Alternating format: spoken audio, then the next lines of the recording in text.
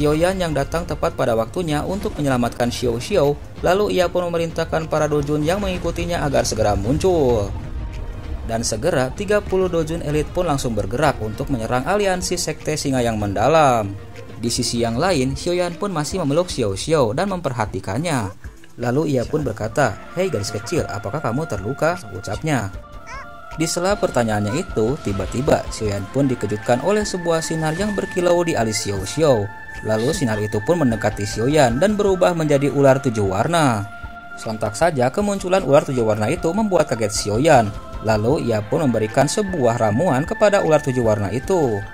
Belum habis rasanya, keterkejutan Xiaoyan melihat ular 7 warna, tiba-tiba dia pun tercengang ketika melihat Xiao Xiao berjalan di udara. Sementara itu di tempat yang lain, Xiao Xiao telah bergegas menuju pelukan Cailin, yang membuat Xiaoyan pun semakin terkejut. Mengacuhkan keterkejutan Xiaoyan, di tempat yang lain, Cailin pun terus memeriksa Xiao Xiao, takut-takut ada kecelakaan di dalam tubuhnya. Dari kejauhan, sejenak, Xiaoyan pun terus memandangi Cailin dan Xiao Xiao. Di sisi yang lain, ular 7 warna yang melihat Cailin dan Xiao Xiao, lalu ia pun melesat untuk mendekati keduanya. Dari kejauhan, Xiaoyan pun melihat dan merasakan kalau Xiao Xiao ini sangat menyayangi Cailin. Dia pun berpikir dalam hatinya, apakah Xiao Xiao ini adalah putrinya? Di tempat yang lain, setelah memastikan putrinya baik-baik saja, lalu Cailin pun bergegas untuk menghampiri Xiaoyan. Setelah sampai di hadapan Xiaoyan, Cailin pun berkata dengan ketus, "Saya pikir kamu tidak akan kembali," ucapnya. Namun di sela ucapan Cailin yang ketus itu, tiba-tiba keduanya pun melihat si Qian membantai beberapa dojun yang dibawa oleh Xiaoyan. Sementara itu di tempat yang lain, si Qian pun semakin beringas. Dia pun bertekad ingin menghancurkan kekaisaran Jiama beserta aliansian. Melihat kebrutalan si Qian, Xiaoyan pun berkata kalau dia akan menghadapi si Qian. Sementara itu di sampingnya, Medusa pun berkata, "Berhati-hatilah." Setelah Cailin dan Xiao Xiao pergi, lalu Xiaoyan pun melesat untuk menghadapi si Qian. Dengan hanya satu gerakan saja, Xiaoyan pun berhasil menampar wajah si Qian.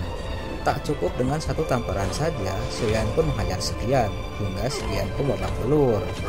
Si Qian pun tak berdaya, dihajar habis-habisan oleh Xiaoyan, dan akhirnya tubuhnya pun tersungkal dan terjatuh. Sontak saja kekalahan cepat si Qian oleh Xiaoyan itu membuat kaget semua orang. Setelah berhasil mengalahkan si Qian begitu mudahnya, lalu Xiaoyan pun berkata, "Hei Tianjun ke-9, segeralah muncul di hadapanku," ucapnya. Begitu ucapan Xiaoyan selesai, tiba-tiba sosok Tianjun pun muncul di hadapan semua orang, tak terkecuali Xiaoyan. Sontak saja fluktuasi energi yang dipancarkan oleh Tianjun ke-9 ini membuat kaget semua orang, tak terkecuali Ratu Medusa. Sementara itu, tak jauh dari hadapan Xiaoyan, sosok Tianjun ke-9 pun muncul. Lalu ia pun berkata, "Benar-benar tak kusangka aku bertemu lagi denganmu, dan kali ini aku akan menangkapmu dan membawa ke sekte jiwa," ucapnya. Mendengar ucapan Tianjun ke-9, Xiaoyan pun mencibir, "Kamu belum memenuhi syarat untuk dapat menangkapku," ucapnya. "Jangan sombong kau bocah, kali ini aku akan menangkapmu," ucap Tianjun ke-9. Segera setelah ucapannya itu, Tianjun ke-9 pun mulai menyerang Xiaoyan. Segera tatapan semua orang di benteng Xuan Huang pun tertuju pada pertarungan sengit antara Xiaoyan melawan Tianjun ke-9.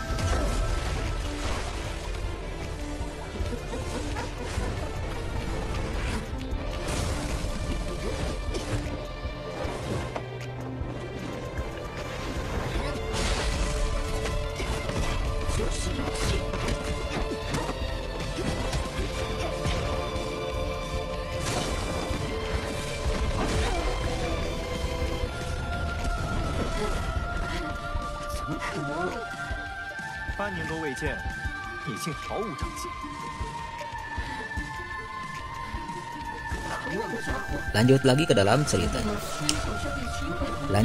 dalam ceritanya.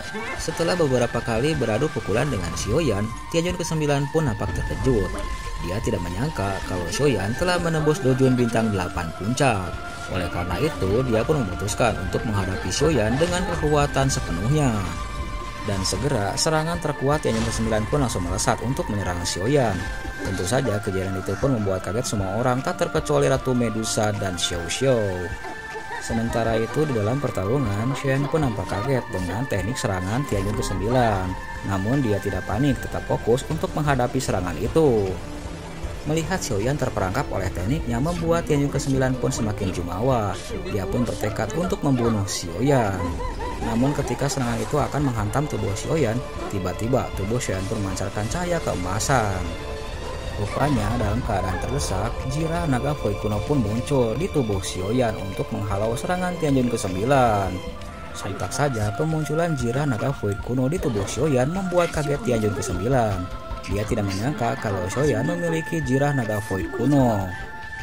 Menyadari kalau dirinya bukanlah lagi lawan Xiaoyan, Tianjun ke-9 pun berusaha untuk melarikan diri.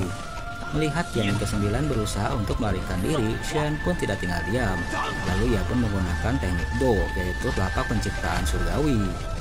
Segera avatar telapak tangan raksasa pun muncul, mengeluarkan sebuah lingkaran hitam. Dan energi kehitaman lingkaran itu pun langsung menarik tubuh Tianjun ke-9, sehingga Tianjun ke-9 pun tidak bisa berbuat apa-apa. Dalam tarikan lingkaran energi hitam itu, tubuh Tianjun ke-9 pun tak berdaya. Sekuat apapun dia berusaha untuk melarikan diri, namun tubuhnya terkoyak.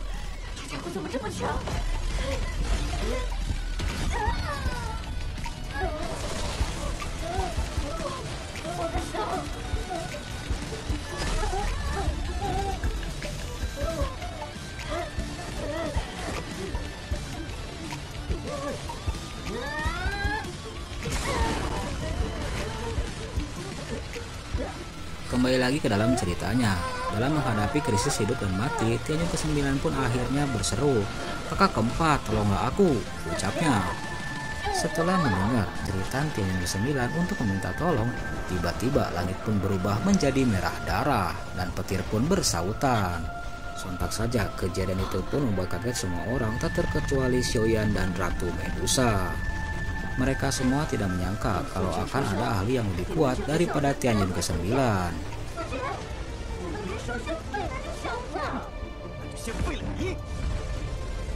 Sementara itu di tempat yang lain, Tianjun ke-9 pun merengek-rengek meminta tolong kepada Tianjun ke-4. Tianjun ke-9 begitu sengsara, tubuhnya terus diseret memasuki lubang hitam. Dalam ceritanya yang terakhir kali, akhirnya Tianjun ke-9 pun dilahap oleh energi hitam gelap. Dan tiba-tiba langit pun berubah menjadi merah darah dan muncullah seekor naga darah. Avatar naga raksasa darah itu pun langsung melesat untuk menyerang Xiaoyan.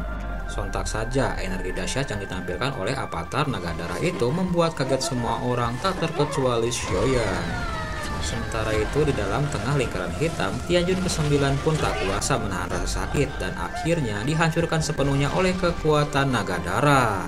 Avatar naga darah raksasa yang begitu kuat pun meleok-leok berusaha untuk melukai Xiaoyan.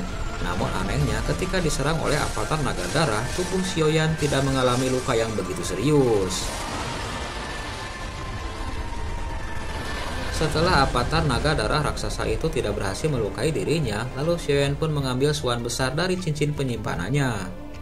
Sementara itu di tempat yang lain, Xiao Xiao yang melihat ayahnya baik-baik saja, dia pun nampak senang. Lalu ia pun berkata kepada ibunya, "Ibu, ayah baik-baik saja, dia begitu hebat," ucapnya.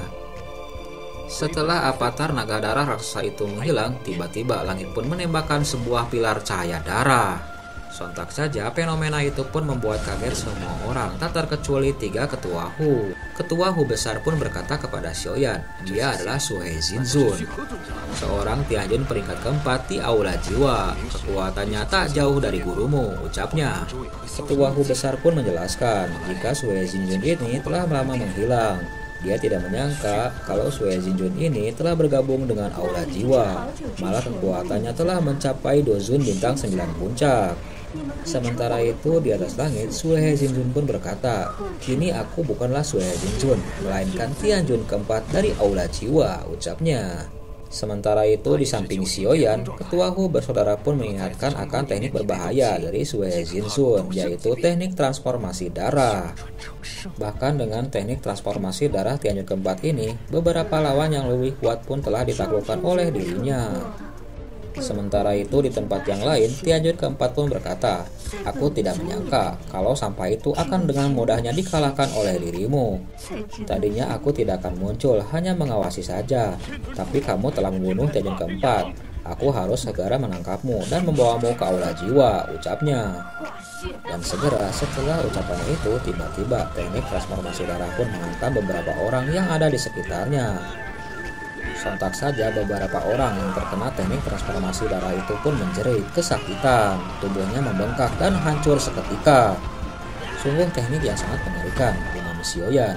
Dia pun semakin berhati-hati untuk menghadapi Tianjun keempat ini. Sementara itu di tempat yang lain, Shi Qian pun nampak kaget dengan apa yang dilakukan oleh Tianjun keempat.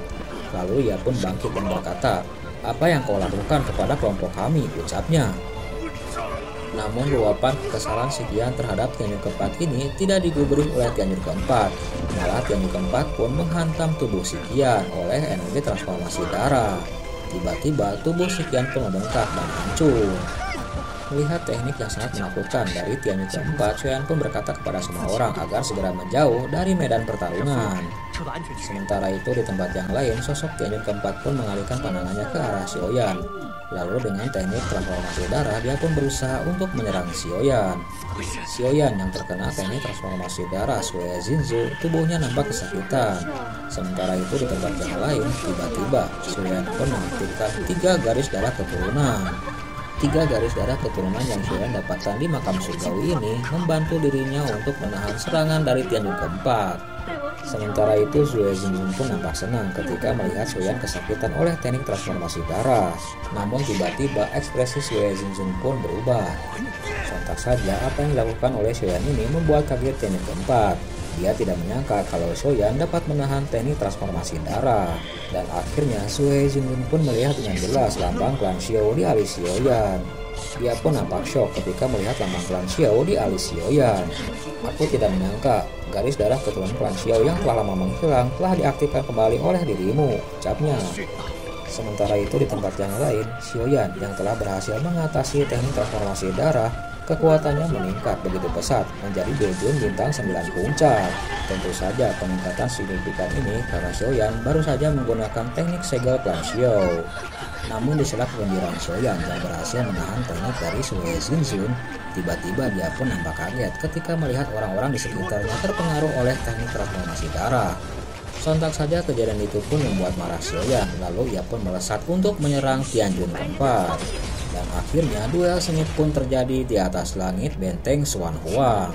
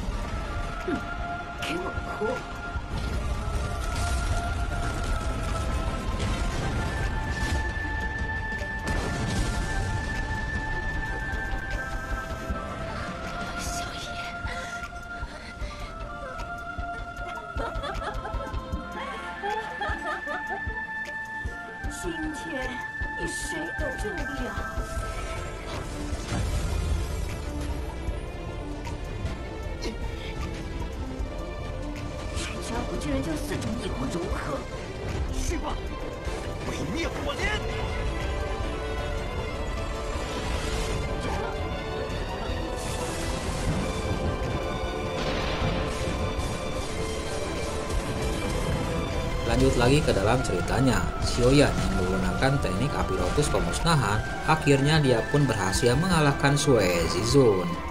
Sue Jinsun pun nampak kaget. Dia tidak menyangka kalau dirinya dikalahkan oleh Xiaoyan. Dalam tubuh yang penuh luka, akhirnya dia pun berniat untuk segera meninggalkan tempat itu. Sebelum Sui Jinjun menghilang, dia pun berkata kepada Xiaoyan, "Ingatlah, suatu saat aku akan membalas dendam kepadamu," ucapnya. Setelah Xiaoyan berhasil mengalahkan Tianjun keempat beserta Sui Zizun, tiba-tiba benteng Shuangtian pun bersorak kegirangan. Di samping Xiaoyan, sosok pemikat Ratu Medusa pun datang menghampirinya. Sementara itu di sisi yang lain, Hai Bodong pun menghampiri Xiaoyan. Hai Bodong pun berkata, "Terima kasih ketua, kamu telah datang untuk menyelamatkan kami."